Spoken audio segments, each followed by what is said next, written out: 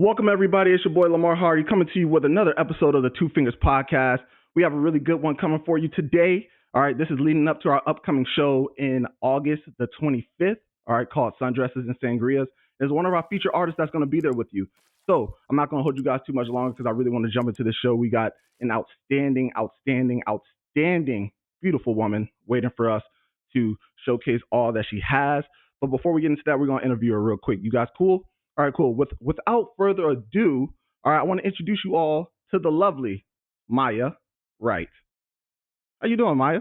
Hey, I'm doing well. How are you? We are great. I enjoy the energy too. I'm glad you're excited because I'm just as excited to have this interview with you. Um, Before Yeah. we kind of get into this episode, Maya, we actually met at Busboys and Poets, Yeah, and I that's where I remember. kind of heard your story, and it was truly inspiring. So, if you could just tell us a little bit about yourself before we get into that story. I don't want to go because I know that's going to be a big touching point on what we talk about today. But Okay. who's Maya Wright? Tell us about her. Tell me, what do I want to tell about myself today? I don't know. I always save a little for myself. Everybody doesn't get everything. You can't go to one location, get my whole life. I feel like you got to preserve yourself here. So today I am, and every day, honestly, the best aunt in the world. I am a believer in God, and I am a writer. I write many things, not just poems. I write myself out of things. I write myself into things. I'm a writer, and I enjoy that. Awesome. And it's kind of great how, you're a writer, but let's talk about that. Like, it's almost divine intervention or some kind of divinity that your mom had upon you when she named you Maya Wright. Like, how did that even correlate? Um, I don't know the spirit of the Lord because this is really how I was born. Only WRIGHT. Um, Oh, okay. I think it really beautiful that I was born Maya, and obviously Maya Angelou chose her name. Well, Right. maybe that's not obvious to everybody, but she was born Marguerite Johnson, and she chose her name, and this name chose me, and I think that's really cute. That's beautiful. So, Maya, Maya Yeah. Angelou, the most renowned probably poet that anyone could ever know, but your last name also being Wright. So, we're talking about two great things there. What was your inspiration? Like, what was your start? Like, how did you even get into spoken word poetry, all that you are right now? Um, I come from a really big family. I Mhm. am one of 15, 16 siblings. Wow. And I'm the youngest girl. And when you're in a house that loud and that big, you don't always get a say. And so I would journal a lot so I could have a say in my own little world in my books. And I also really loved musicals as a kid. So a lot of my journal entries started to rhyme, and that became a thing. And someone was like, "That's poetry." And I was like, "Oh, I thought it was this little diddly do I made up. I thought I was making stuff up." I'm like, "I'm so hard." I mean, you were though. Like, if it was coming to the dome, you basically freestyling, right? Right. And so like later middle school, we had a poetry course, and I was like, there is a world of this. This is so Hmm. amazing. I kind of put that down after the course was over. High school, same thing. I was like, oh my gosh, this thing that I love, put it down. And then COVID. And I was like, sanity. I need some source of sanity. And I'm going to write myself out of whatever negative feelings I'm having. And I did. So So, what is that like? I'm an older sibling to a younger sister. So, what is it like being the youngest daughter to, you said 16 siblings, or you're one of 16? 1 of 16. Yeah. So 15 siblings, one of Do you 16. know them all? Yes, I do. Oh, I get that wow. question a lot. I do. I know all of my siblings. What is it like? It is loud. It is also a very unique experience for me because I have older parents. And I feel like Mm. the experience would be different if I had younger parents. They wouldn't be as tired by the time they got to me. So whereas my oldest sibling is like coming up and growing and experiencing things along my mom and dad, like in real time, I'm getting the residual lessons, right? Sometimes I didn't even feel like a younger sibling. I felt like a sports utility knife. Okay. It was just like you could do whatever. Like I just fill in the blanks at this point. I Right. didn't really have the baby girl experience. I wasn't spoiled. I was very, very mature for my age. And I try to watch that type of language because it's a form of grooming. It Hmm. holds you to the standard and you feel like you gotta like walk in that now. And now every time I go to a function, I want to hang out with the grandmas because I'm so mature for my age.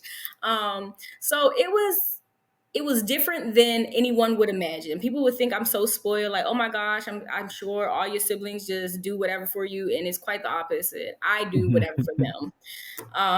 Yeah. Yeah, it's like a little mini servant, That's I remember how cool that was with I have a lot of cousins. So on the flip side, I'm the youngest or was at the time before my sister, but I was the youngest of the first cousins. So they all Okay. had kids. So them little rugrats running around, I was like, "Oh, okay, yeah, go grab that for me. Go do this for me real quick." So I definitely understand the feel because I was once that. Well, I'm basically like you except for cousins. I was the I youngest. don't. So they Yeah. ran me they ran me No. ragged. So I I don't only had to believe return the that. favor. No, I don't believe in the rite of passage. I always try to remember how something made me feel and Hmm. try not to replicate that in others. Like I had that mind from a very young, well, because I was mature for my age. I was like, how would an adult think about this? Lo and behold, the adults were not thinking like that. Wow. But I didn't. My little brother, oh no, I took care of him. Like I didn't make him do anything crazy. Like, oh Mm, yeah, hand me the remote and it's right in front of me. Like me and him did not have that relationship at all. for sure. And I definitely get that. Yeah, me and my sister are best friends. We definitely were close Yeah, and everything like that.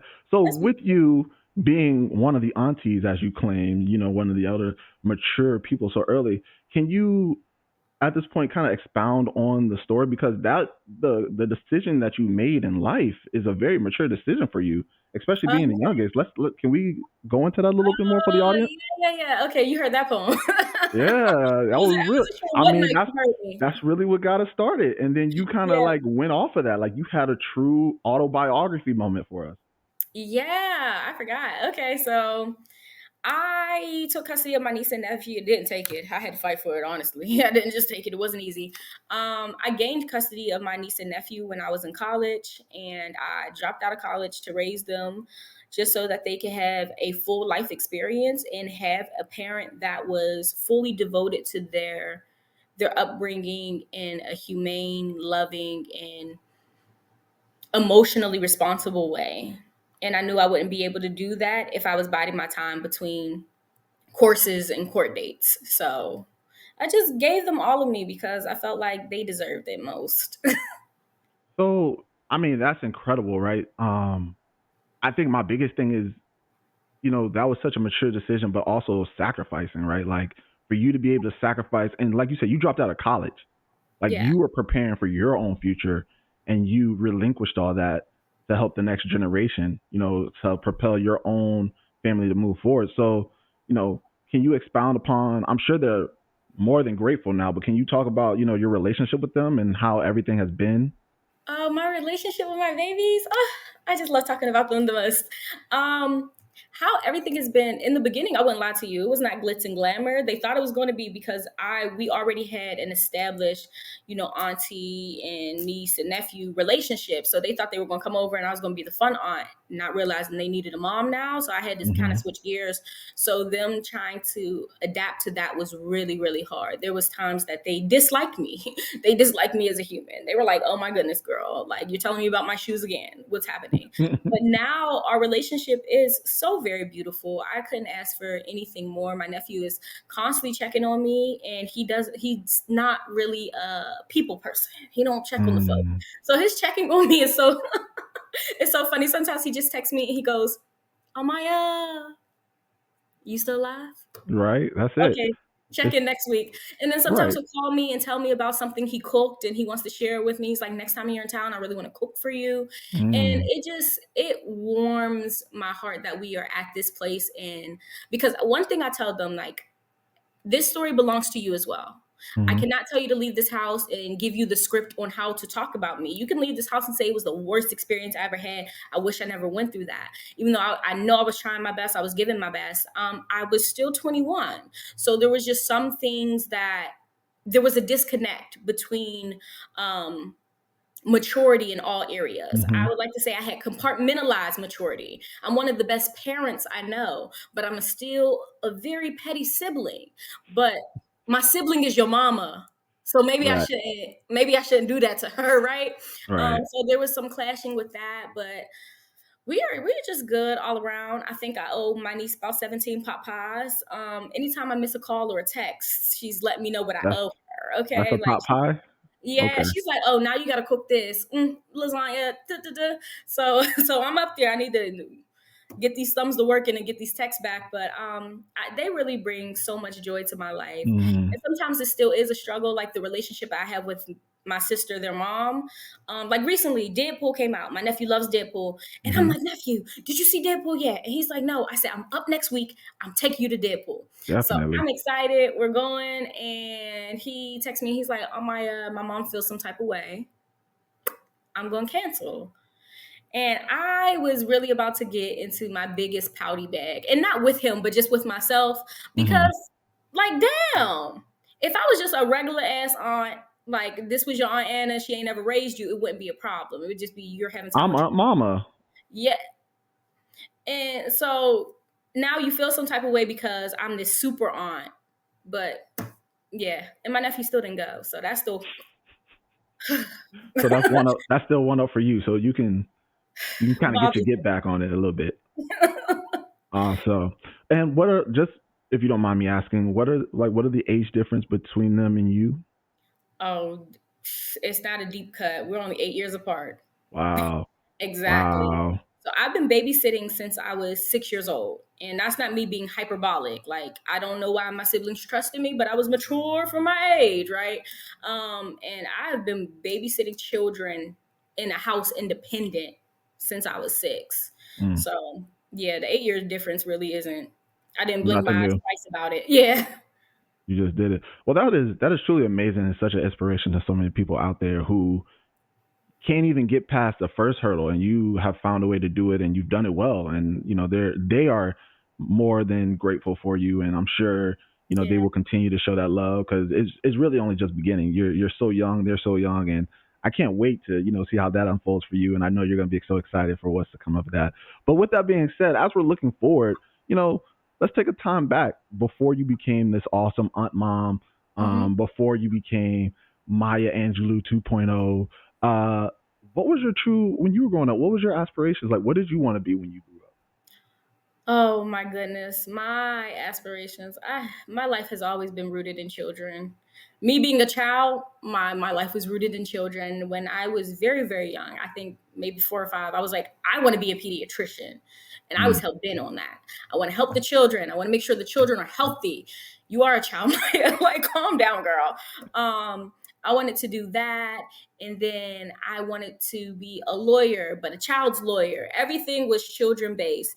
And then I got fed up with my mm, siblings. And I was like, I'm just going to open a daycare because all of you need help. So everything I've ever done in my life has been rooted in children. Everything outside of writing, to be honest, has been rooted in children because though they come up in my work, they do not consume it. It's one of the mm. things that I do have for myself.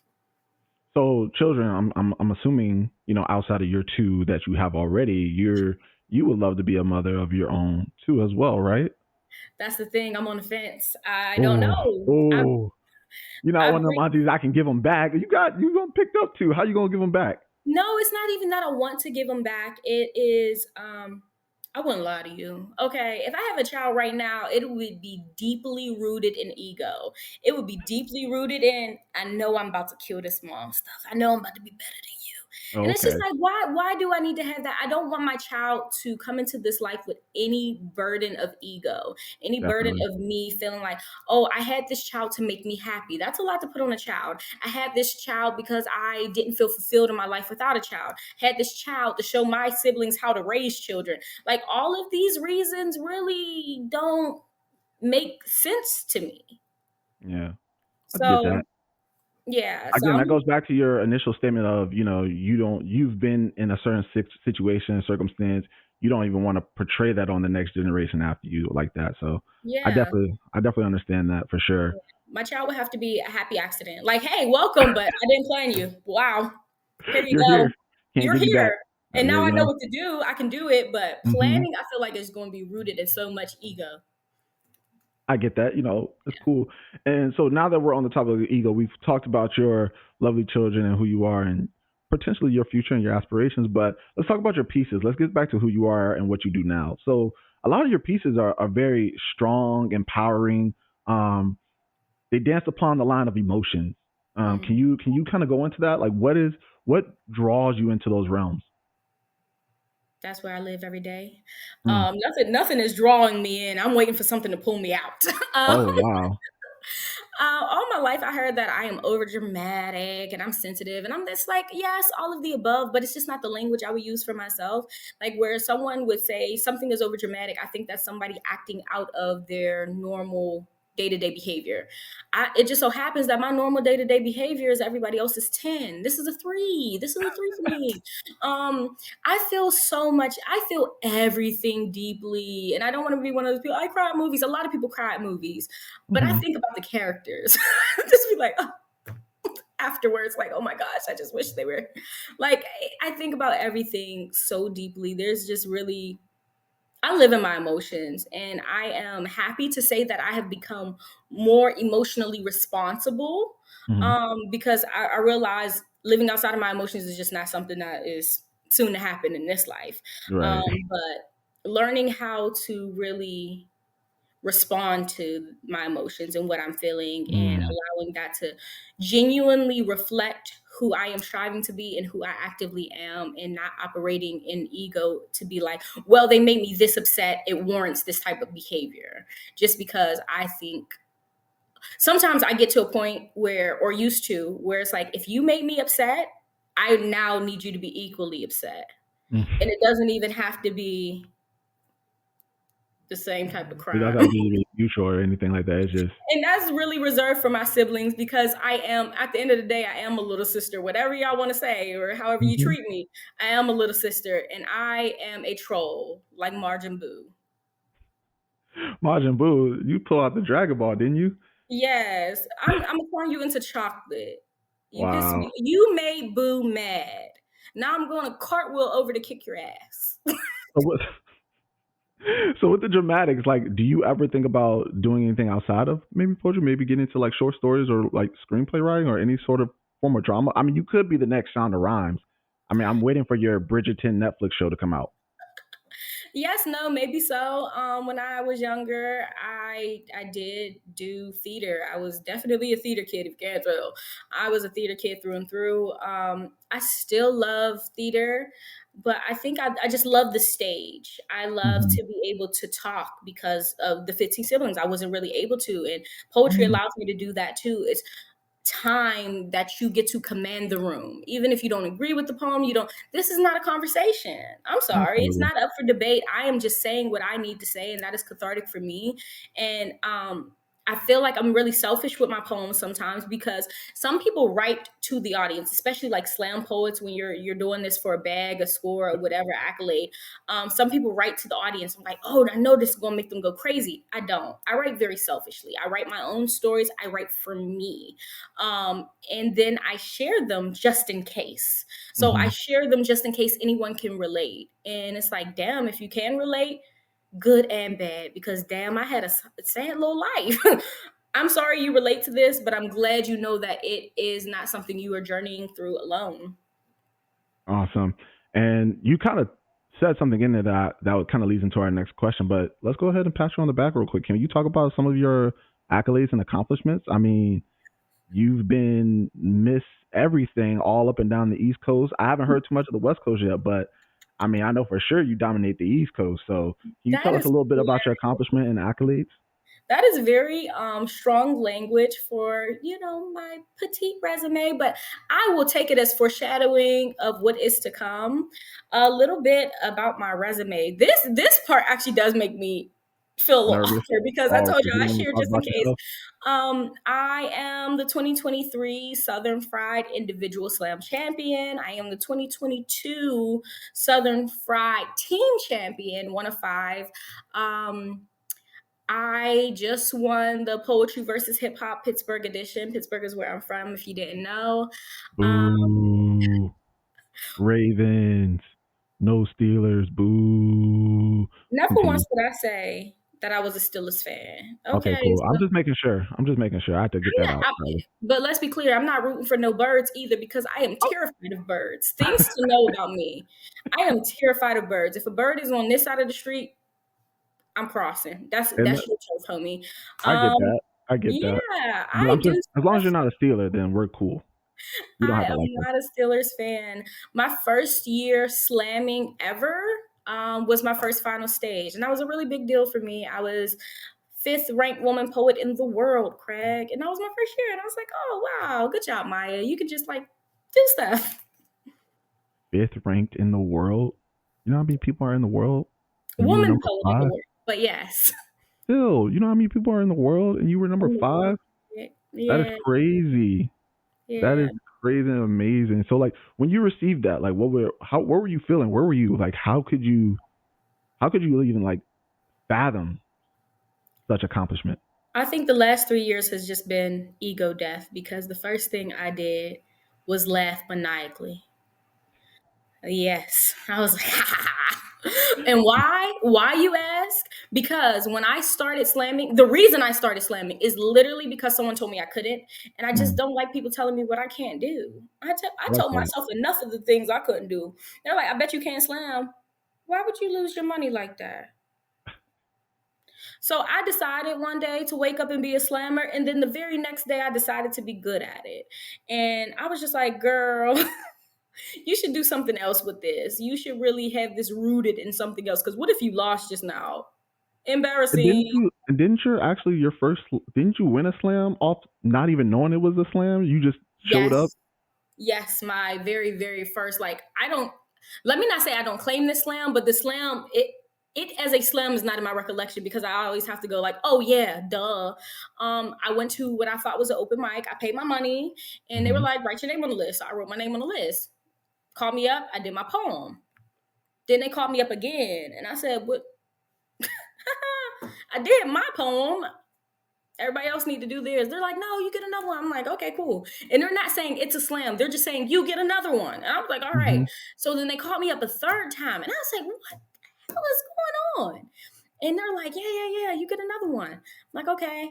And the last round was like a clap off. And I was like, oh my gosh, the room was so loud for me. And I'm just like enjoying that aspect of it. Like the genuine just joy of people enjoying me was enough. And Hmm. then they handed me money. And I was like, what's going on here? So I start going back to that slam. That was the nasty slam in Pittsburgh. I was like, okay, I'm gonna be back next month. I'm Right. gonna do it again. I got things to pay off. I'm gonna go ahead I and get this money. Man, I went home, and this is me back to me being a grandma. I went home and I ordered me a new vacuum. Oh my gosh. I used to stay up all night as a kid and I would watch those Shark Vacuum infomercials. They just Oh my god. vacuuming up everything. I said, oh, I need to know if it's real. And I He said bought I me ordered a new vacuum. It's crazy. did. And ever since I upgrade my vacuums like people be upgrading their iPhones. My iPhone still got a button on it, but my vacuum don't. Maya, it's time to upgrade. You can't have the button on your phone no more. And I'm one of the people. I'm just like you. Like I didn't upgrade my phone. I had like five generations. Like I had a. I'm a Samsung by the way, so don't hate me. I'm not Oh, an iPhone person. But I had a Samsung 8 for like 5 years. The phone literally died when I got the Samsung 22. It was like it heard me get the Samsung 22. It's like thank God, let me go. And my phone just died on me. So it I'm said just I'm like not you. coming I will back. keep my phone forever. It said, do you So got your pictures? Because I gotta go. literally wouldn't even charge no more, wouldn't turn on no more, couldn't do nothing. It was like I've Oh, transferred all my phone contacts. It was like, all right, you got everything. I'm done. So I hear you on the phone upgrades, okay? I'm not one of those who do that at all. All right. But okay, let's continue on. So, you talk about this clap off and the audience appreciating who you are and whatnot. Like what when you do your poems, what do you want your audience to, to feel or to resonate with you when you're speaking to them?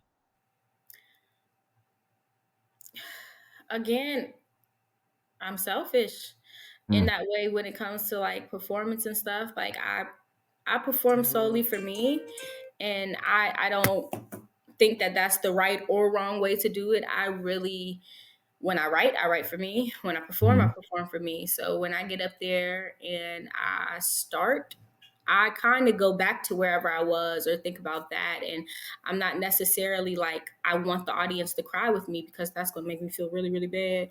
Um, but I don't, it feels crazy, but I don't really think about the audience. Like I might think about them in regards, like if something gets too sad, I'd be like, yeah, I'm not gonna say that one out loud. That's wild. Like let's not take them there. Um, but I think about if I am in a good enough emotional state to be doing this is what I think about mostly. I don't. I'm like, am I doing something that I need right now, or am I doing this to clear a check right now? Mm. Yeah. But what's wrong with people crying with you? I feel like you probably tapped in on someone who could probably be in the same predicament or the same realms that you say you live in, because you say your pieces are you where you are. They're not like observations, like actual you've been in these. This is not a realm. This is you're trying to get out of it, as you said earlier. Yeah. Well, I'm just saying the emotional state Hmm. of it. If I'm performing a piece, I probably am out of it because I don't Okay. like to. Because I do know that the audience is a part of this interaction, though they are not heavily considered always. They are a part of this interaction. They have the opportunity, if I'm not out of it, to really impact how I'm going to feel moving forward. And I need Mm. to know how I feel about this piece and this occurrence before hitting that stage. So people crying with me really isn't a problem. It's just that I don't want y'all to be sad for real. I'm just up here telling my story. Oh my gosh, it's yours too. My bad. Like someone grabbed me this one time. I got off stage and she grabbed me. She had tears in her eyes. And she said, before I say what I need to say, was it real? And I didn't realize how many people just like kind of write stories because they think it would be cool. Like, ooh, I thought of this concept. This concept is cool. But I completely write about me and things that impact me. Mm. You just walking down our street, preacher, ain't you? Walking down my street today.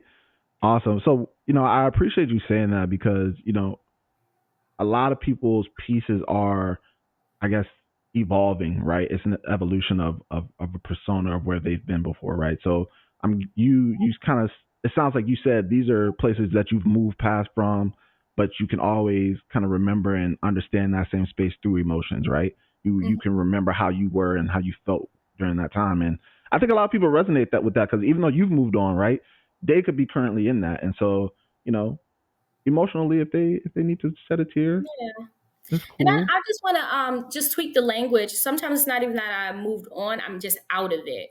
Oh, out of Which is it. Yes, kind of correct. kind Thank of you. different for me. It's like I still carry the experience and the lessons with me. Like especially when I talk about my niece and nephew, I've not moved on from those situations. I still hold them with me, and there's things that I feel like I haven't got to talk about enough. Like when my niece calls me and maybe it's about boy problems or something, she'll call me, she'll tell me the whole story, and then she just kind of holds the phone.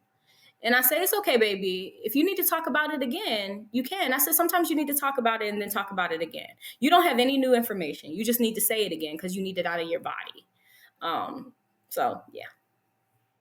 So I'm not nosy at all, but just in terms of conversation, when you guys talk about her boy problems, are you speaking in like this Gen Z language as they are, or do you feel like you're an old soul when you talk to them? Do you feel like this is really how y'all talk? Or do you feel like an old parent when you talk to your children, or do you feel like, oh, I'm cool enough to hang with them and kind of hang out in their language and stuff like that?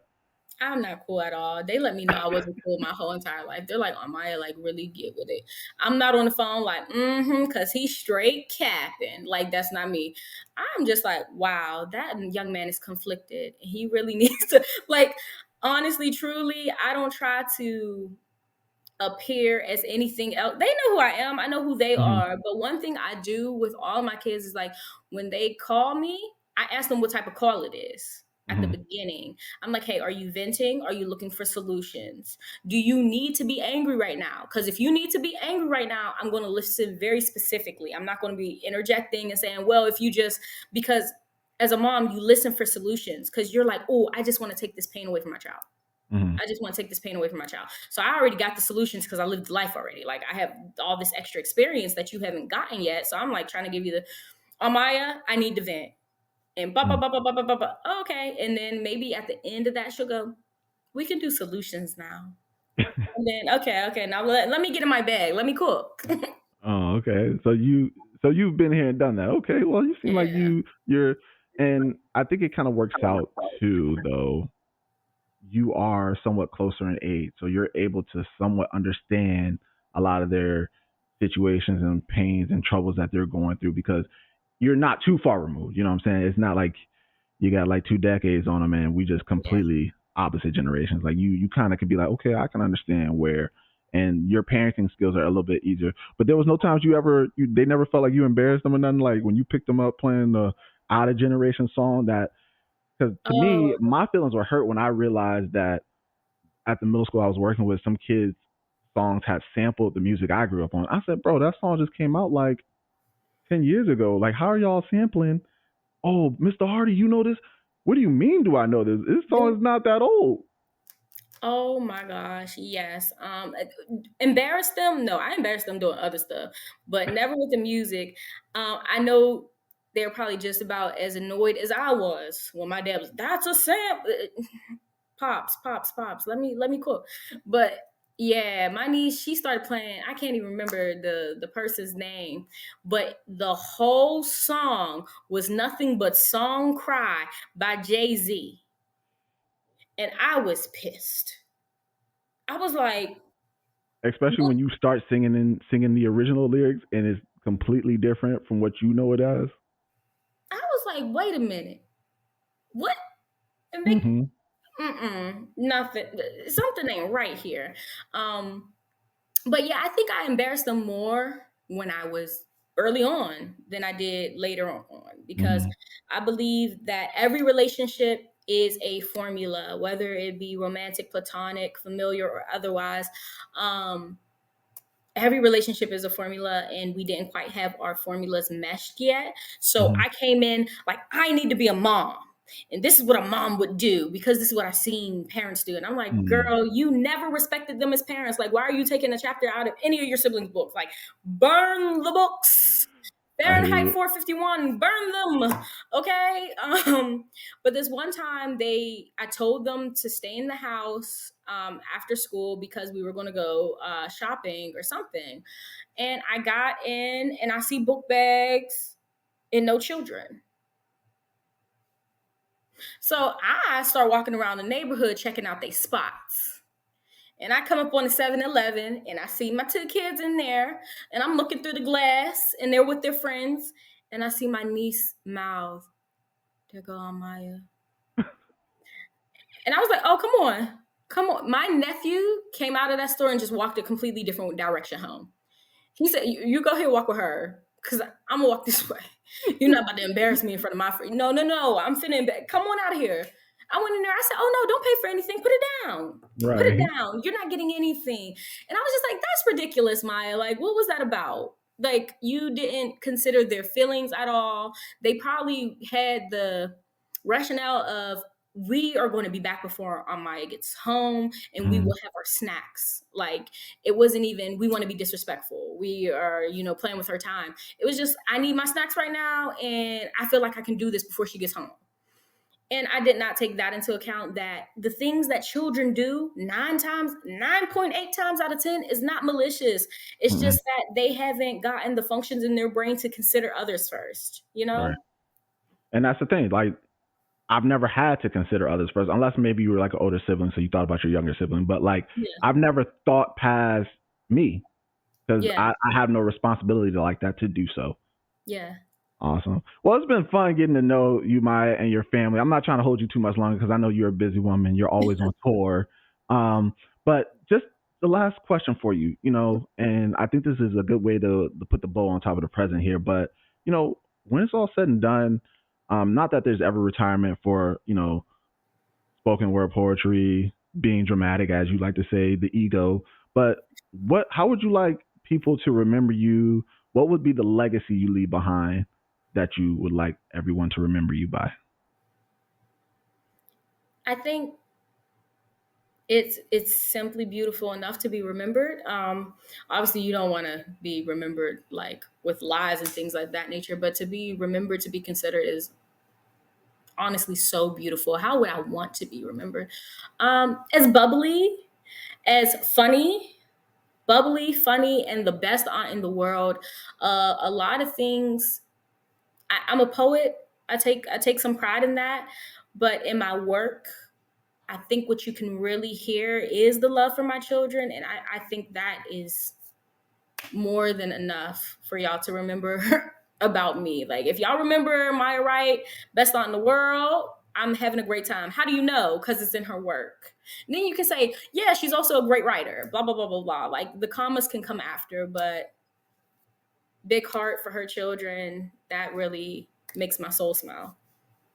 Awesome. That was beautiful. And we appreciate you saying that. I'm just excited, to be honest. Like, this was the fun part right here. This was Yeah. the introduction. But I'm really excited for the 25th, man. I think it's gonna be a great time. I think we're gonna have an amazing atmosphere. I know a lot of people are Yeah. already buying tickets to get there already. So I'm excited. uh I'm excited. yeah, definitely. So for those of you guys who don't know, we got this Sundresses and Sangria party, not party, event, but it will be a party anyways. But it's an event going on. It's going to be an awesome time. We got happy hour before and after. We got open mic for the first hour. The last hour is going to include these three lovely features, one of which is going to be the interviewee that we had here, Ms. Maya Wright. And so it's just going to be a blast. It's going to be a great time, and I'm just looking forward to it. So make sure you all please go online now. Go to the website, twofingersdeuces.com. You'll find the Eventbrite link there. You'll find any and everything that you need moving forward. And you'll also find this podcast episode there too. So if you want to check that out beforehand, please watch this as well. But before we go, Maya, can you please, please, please just tell us where we can find you, how we can support you, how can we just, keep this love and energy going around you? Find me and support me. You can find me on Instagram. I am Maya, Maya_WRITE. You could also tap into my website that has all of the things if you want to find my YouTube or Instagram, whatever it is. It's MayaWright.com.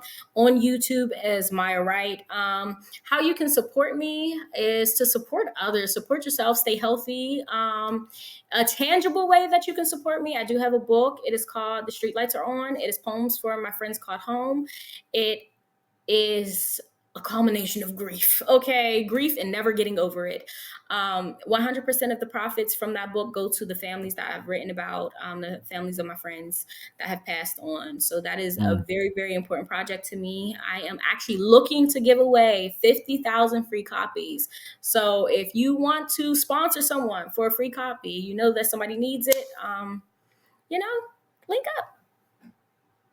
That's awesome and amazing, especially the 50,000 free copies. I want to be one of those free copies, but I have no problems paying for it as well. Maya, it's been a blast interviewing you.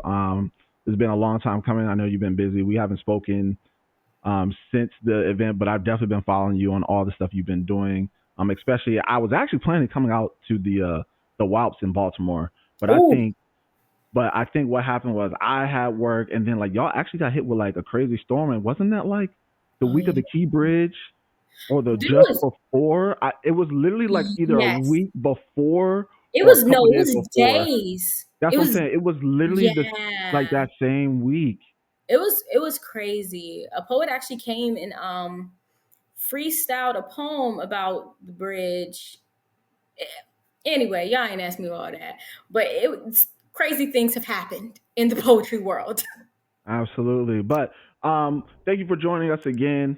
We appreciate you. We're looking forward to everything that we're going to do that evening. Ladies and gentlemen, if you don't have anything better to do, there's nothing better than coming out and just chilling with us. It's going to be on a Sunday, afternoon, after church or after your brunch. So, you can get full or get all the things you need to do. But it's early enough to get home on time to be ready for Monday morning if you got to go to work. So there's really no excuses. You were going to buy Chick-fil-A anyway, so save those $15-20 to come support us anyways. I Yes, would yeah. do that anyways. So with that being said, as always, we leave with our mantra: two fingers, peace and love. Two fingers, two up, two down. Two fingers, deuces. And we are out of here. Thank you, Maya, for joining us. We appreciate your time. We just enjoy it, and we just hope you have a good one. We're looking forward to seeing you. Thank you. Thank you for having me. All right.